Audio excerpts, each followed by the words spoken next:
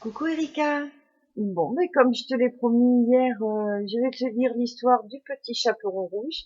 Tu as raison, je l'ai retrouvé dans le livre où il y a plusieurs contes qui parlent de loups. Donc, je vais te lire cette histoire-là, comme tu le voulais. Doudou est là aussi.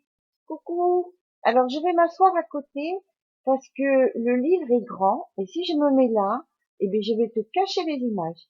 Alors, je vais écouter l'histoire avec toi, mais je m'assois sur le bord, comme ça tu verras bien les livres. À tout de suite.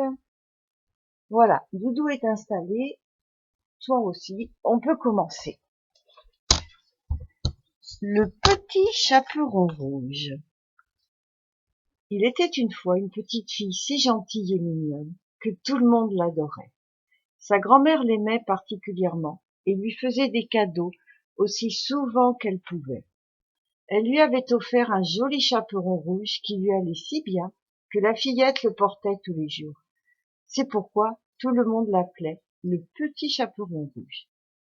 Un jour, sa mère, qui avait cuisiné des galettes, dit à la fillette: On m'a dit que ta grand-mère était malade.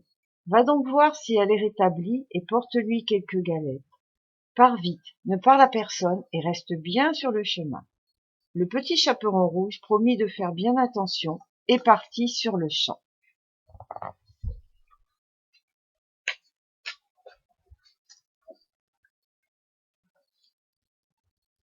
En traversant le bois, la fillette rencontra le loup. Bonjour, monsieur le loup, le salua-t-elle poliment.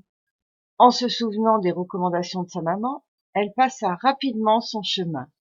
Mais le loup souriant lui demanda: Où vas-tu donc ainsi, bel enfant?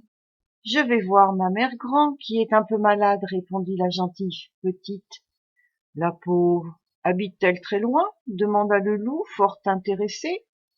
Oh oui, dit la fillette, c'est après le bois, la première maison du prochain village. Eh bien, dit le loup en riant, je veux aussi aller lui rendre visite. Faisons un jeu. Je vais y aller par ce chemin, et toi par celui-là. Nous verrons bien qui arrivera le premier. Puis il prit le chemin le plus court et se mit à courir. La fillette amusée s'en alla par l'autre chemin. Celui-ci passait par la clairière et longeait la rivière. Oubliant les recommandations de sa mère, la petite fille croisa un papillon qu'elle s'amusa à pourchasser. Puis, apercevant de jolies fleurs, elle décida de les cueillir pour en faire un bouquet. Il ferait certainement très plaisir à sa mère grand.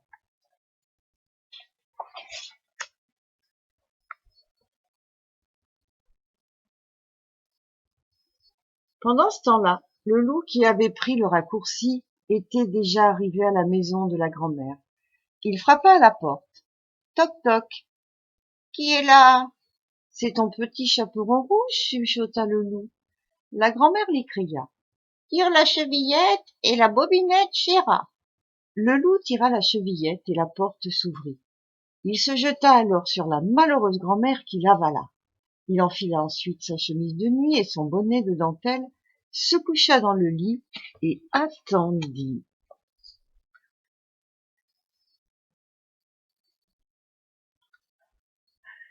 Le petit chaperon rouge arriva peu après et frappa à son tour à la porte.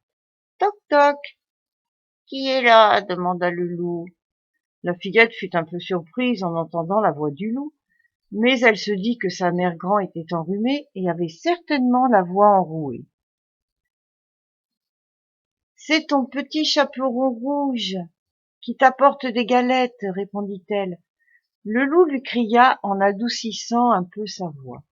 Tire la chevillette et la bobinette chéra. Le petit chaperon rouge tira la chevillette et la porte s'ouvrit. Bonjour, mère grand, dit joyeusement la petite fille. Mais personne ne lui répondit. Elle avança donc jusqu'au lit où la grand-mère était couchée. Avec son bonnet qui lui cachait le visage, la fillette lui trouva l'air étrange et lui dit: Mère grand, que tu as de grandes oreilles. C'est pour mieux t'écouter, ma petite fille.